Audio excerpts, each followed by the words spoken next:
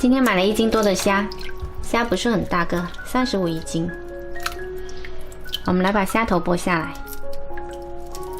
肠子顺便扯出来，虾脑挤去，然后虾头留下来，虾壳就剥去不要了。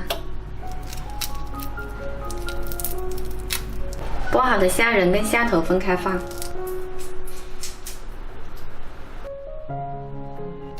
接着来切1节胡萝卜，切成小块就好，放到绞肉机里面，再把剥好的虾仁倒进来，加入适量盐，少许白糖，还有1勺淀粉，少许胡椒粉，然后把它搅成泥。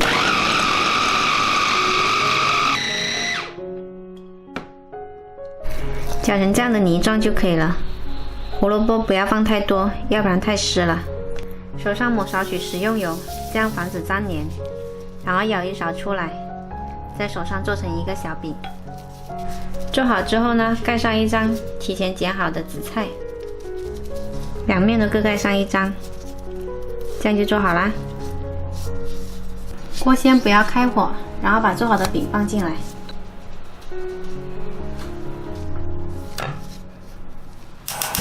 全部的饼做好之后呢，就开中小火来煎。煎到底部有点定型了，就给它翻个面。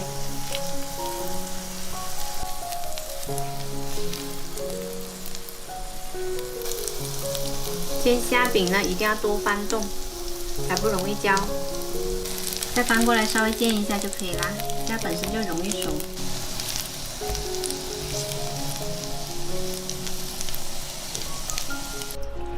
虾头沥干水分，撒上少许淀粉，然后拌均匀，放到油锅里炸到酥脆。炸好了之后捞出来沥干油，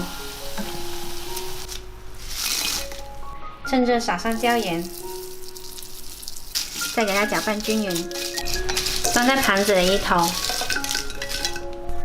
虾饼煎好了，也跟虾头放在一起。还可以拿些香菜点缀一下，看起来更有层次感。